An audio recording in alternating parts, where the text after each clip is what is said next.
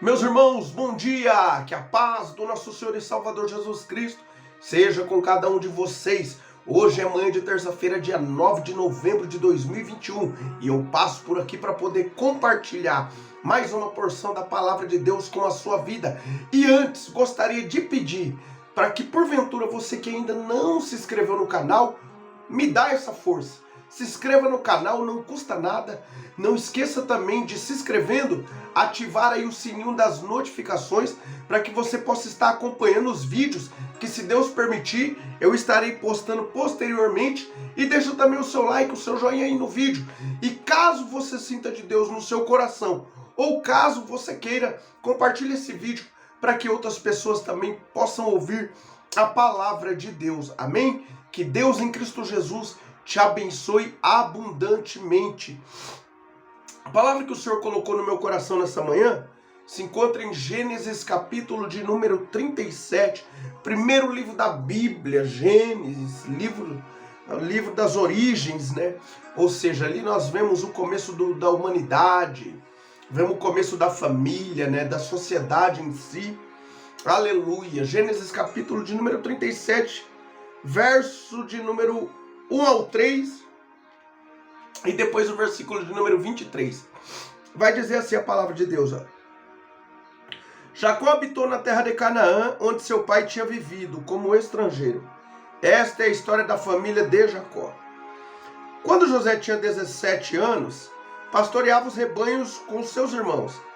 Ajudava os filhos de Bila e os filhos de Zilpa, mulheres de seu pai, e contava ao pai a má fama deles.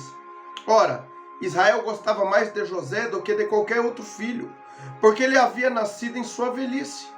Por isso mandou fazer para ele uma túnica longa, ou uma túnica talar, né? Em outras traduções.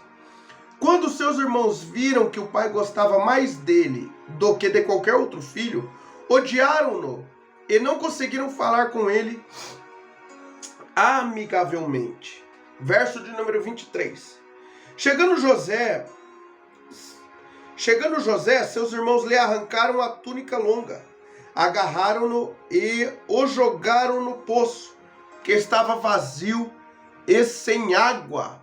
Ao se sentarem para comer, viu ao longo uma caravana de israelita que vinha de Gileade. Seus camelos estavam carregados de especiarias, bálsamo e mirra, que eles levavam para o Egito. Judá disse então a seus irmãos: que ganharemos se matarmos o nosso irmão e escondermos o seu sangue? Vamos vendê-lo aos ismaelitas. Não tocaremos nele, afinal é nosso irmão, é nosso próprio sangue. E seus irmãos concordaram. Aleluia! Até aqui louvado seja o nome santo do Senhor, pela sua santa e poderosa palavra. Aqui nós vemos a história de José.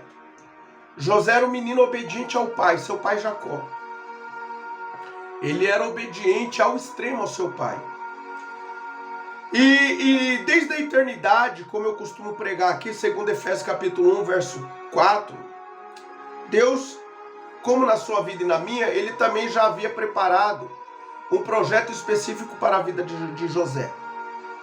E o menino agora está com 17 anos, está servindo ao seu pai. E ele era filho de Raquel, a mulher pela qual Jacó acabou trabalhando 14 anos. Para poder, de fato, né, estar ali enlaçado com ela matrimonialmente. A palavra de Deus vai dizer que Jacó amava muito a Raquel. E desse relacionamento com ela veio José. E por conta disso, diz que Jacó, a Bíblia aqui que eu acabei de ler, nos primeiros versículos do capítulo de número 37, amava mais a José, né, que era o filho da sua velhice, ou seja, foi algo ali especial para ele, não que ele não amava os demais, né, não, ele amava sim, mas José era algo especial, ele tinha um amor especial, um carinho especial, né, porque na verdade ele amou muito a Raquel, né, a mãe de José, e foi 14 anos de fato trabalhando por ela, foi enganado pelo seu sogro Labão, né, trabalhou 7 anos, quando achou que daí agora estava se deitando com Raquel, aí o sogro dele veio e trouxe Lia, né, Oleia, como diz algumas traduções.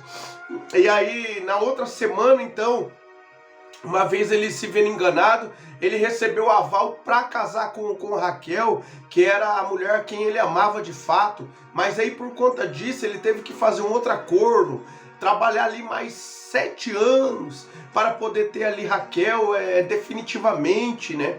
Ou seja, então era a mulher a quem ele amava de fato. Foi por ela que ele se dispôs a poder trabalhar 14 anos para tê-la. E desse relacionamento, fruto desse relacionamento foi José. Então, aqui ele, né, embora não há concordâncias aqui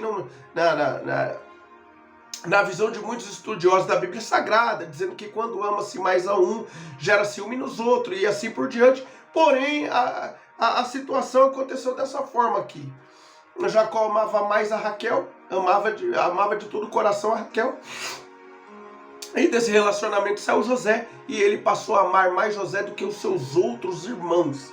E por conta disso, diz a palavra de Deus aqui, que ele dá uma túnica talar, uma túnica de mangas compridas. Eu não vou entrar nos méritos do significado, né?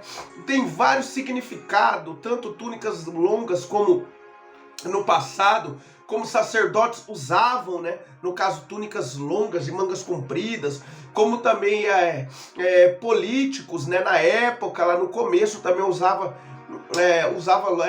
túnicas assim, como a de José, ou semelhante a que José que ganhou de seu pai, como também as donzelas da época, né? Pessoas de uma família da alta classe, né, nos tempos antigos, as donzelas também usavam esse tipo de túnica, né, longa, semelhante a que José ganhou. Mas o certo era que o amor do seu pai era um amor especial por José, e por conta disso ele ganhou aquela túnica. E ao ganhar essa túnica foi gerado no coração dos seus irmãos um ciúme, né? A partir do momento que eles viram que José era o filho preferido de seu pai, Jacó, então eles começaram a ter ciúmes de José, ou seja, até a intentar o mal contra a vida de José. E foi isso que de fato aconteceu. Mas não é isso que eu queria frisar. A grande verdade é que Deus já tinha um plano na vida de José. E para cumprir esse plano, Deus ia movimentar as águas, porque quando Deus promete alguma coisa, Ele primeiro começa a nos mostrar. E quando chega o momento oportuno, Ele cumpre na sua vida tudo aquilo que Ele te prometeu, e cumpre na minha vida tudo aquilo que Ele me prometeu. Depois que José ganhou a túnica de seu pai, Deus logo deu os 2 sonhos para ele, em questão acredito que num espaço de tempo, Deus deu os 2 sonhos para José, já mostrando o que seria. Pode ser que naquele momento ele não entenderia, mas é o que seria posteriormente, iria ser o que iria acontecer posteriormente ou futuramente, né? Que seria o quê? A materialização daqueles sonhos que José teve. E ambos os sonhos, né? Ele vê ali os seus irmãos se prostrado, né, diante dele, e ele governando, né, ali os seus irmãos. E aí há também a questão do sol, da lua e das estrelas que José vê, né, das 11 estrelas também. E o pai dele mesmo vem e frisa: o que é isso, meu filho, né? Porventura eu e a sua mãe vamos se encurvar a ti ainda, né? Porém, naquele contexto, quando José começa a governar no Egito, a mãe dele já não estava mais viva. O pai sim, mas a mãe não. A mãe Raquel não, mas o pai estava. Então há divergências na questão desse sonho. Mas o fato é que Deus ele mostra antes o que vai fazer amanhã na sua vida. Amós capítulo 3, verso 7 diz: certamente o Senhor Deus não fará coisa alguma, se antes revelar os seus segredos aos seus servos, os profetas. Sempre quando Deus nos chama, Ele começa a nos dar sonho, a nos mostrar o que vai ser de nós amanhã ou depois.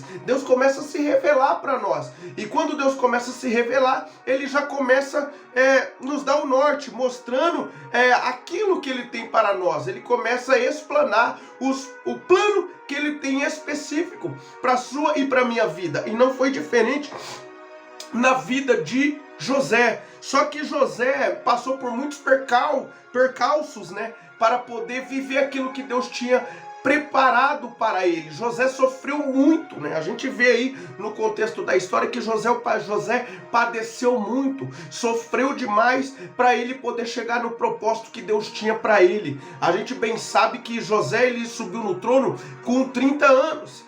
Para reinar no Egito. Então, dos 17 aos 30 foi prova, foi luta, foi contratempo, foi portas fechadas, até que se cumprisse aquilo que Deus tinha para ele.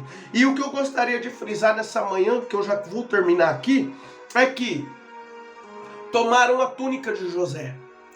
Quando José recebe a orientação do seu pai, para poder ir ver os irmãos que estavam apacentando a princípio os rebanhos de seu pai em Siquém, então Jacó fala para José ir até lá. Quando José vai, ele se perde no caminho. E nisso aparece um homem que a gente acredita, né? Muitos estudiosos da Bíblia Sagrada acreditam que foi um anjo, porque José ele se perdeu no caminho, chegou beirando Siquém, lá ele não achou os irmãos e ele começou meio que rodar, andar meio que perdido, vagueando. E aí um homem o encontra e fala: o que o senhor está procurando por aqui? Aí ele fala: porventura não viste os meus irmãos aí que estão apacentando um rebanho? Aí o homem pega e dá um norte para ele, dá uma direção, fala: ouvi-los dizer que foram para Dotã. E aí, ou seja, aí Jacó parte para Dotã, José parte para Dotã. E quando chega lá, o que acontece? Acontece isso aqui, ó. Chegando José, seus irmãos lhe arrancaram a túnica longa, a túnica talar de mangas compridas, arrancaram de José, jogaram ele numa cisterna, ali que estava seca, e depois intentaram matá-lo, porém não conseguiram. E essa palavra aqui me chama a atenção nessa manhã. Tiraram a túnica de José. Tiraram a túnica de José porque foi o homem que deu. Foi o pai dele que deu. Por conta disso, eles conseguiram tirar a túnica. Pegaram de volta. Não era deles, mas eles tomaram. Por quê? Porque foi o homem que deu. E era justamente isso que veio a ministração da parte de Deus para a minha vida. Tomaram a túnica porque foi o homem que deu. Mas quando chegou o momento oportuno de José subir ao trono do Egito, ele ficou pelo espaço de 80 anos reinando. E no trono do Egito, quem que tocou? E no trono do Egito, quem tirou José de lá? Ninguém tirou. Por que não tirou? Porque foi Deus que deu. Porque a promessa foi Deus que havia dado para José. A promessa não havia sido Jacó que prometeu para ele. A promessa não veio do homem para a vida de José, veio da parte de Deus para José. Então, quando chegou o momento da promessa se cumprir e Deus exaltar a cabeça de José, ninguém pôde tirar o trono dele. Por quê? Porque foi Deus que deu a ele. Meu irmão, minha irmã, eu quero dizer que aquilo que Deus te dá, ninguém toca. Ninguém pode tocar naquilo que Deus deu para você. Naquilo que é teu, ninguém toca. Se Deus abriu essa porta de trabalho para você e você entende que Deus foi Ele que abriu, então ninguém toca, ninguém vai tirar você daí. Exceto quando chegar o momento de Deus querer te levar para um lugar melhor. A tua família foi Deus que te deu, então o inimigo não pode tocar. A tua família é de Jesus. O teu ministério, você tem a convicção que não foi o homem que te deu, foi Deus que te deu. Então o homem não toca, o capeta não toca. Naquilo que Deus te dá, o homem não pode tocar. Naquilo que é teu, o diabo não pode tocar, né? Ele pode até tentar, ele pode até querer minar a sua fé, ele pode até querer fazer você desistir, ele pode querer até te assustar ao derredor, aparentemente mostrando que ele tem esse poder para tocar na tua família, tocar nos teus negócios, tocar no teu emprego, tocar no teu ministério. Mas se o teu emprego foi Deus que te deu, se a tua família foi Deus que te deu, se o teu marido, se a tua esposa foi Deus que te deu, se o teu ministério foi Deus que te deu, então ele não pode tocar, nem tampouco na sua vida ele também não pode tocar, porque hoje você é uma propriedade peculiar, particular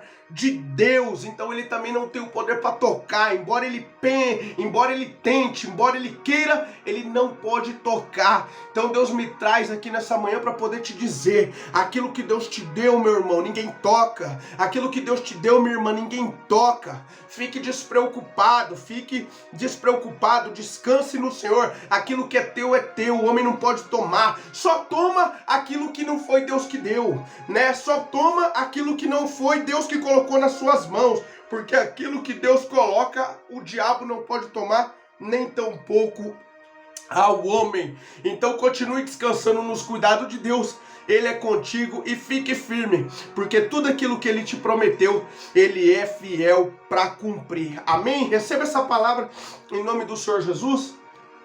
Curva sua cabeça, feche seus olhos. Quero orar pela sua vida nessa manhã.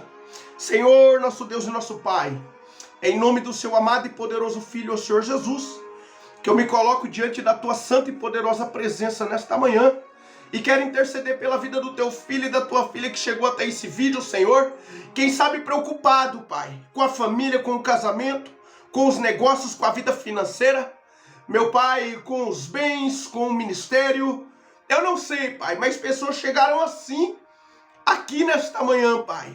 Mas aí a tua palavra vem dizer que aquilo que o Senhor colocou em suas mãos, nas mãos de cada uma delas, Pai, o mal não pode tocar, o homem não pode tomar, porque foi o Senhor quem deu. Pai amado, então conforta esses corações e coloca essa convicção nesses corações, meu Pai, de que aquilo que o Senhor dá ninguém toca, o homem não tem poder para tocar. Eles podem tirar sim, meu Pai, aquilo que não foi o Senhor que deu. Isso eles podem tirar, pode levar embora, meu Pai, mas aquilo que o Senhor deu, eles não tocam, eles não podem frustrar e eles não podem parar aquilo que o Senhor tem para realizar nas nossas vidas.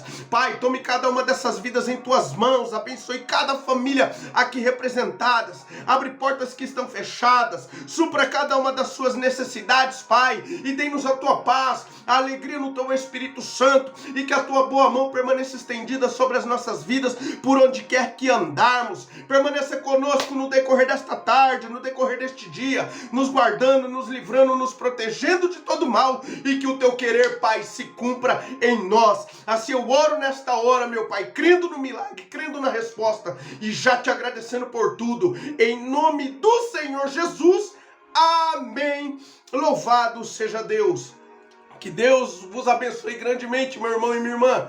Amanhã, se Deus permitir, estarei aqui com mais um vídeo, com mais uma porção da palavra de Deus para compartilhar com o seu coração. Fiquem todos com Deus, a paz do Senhor.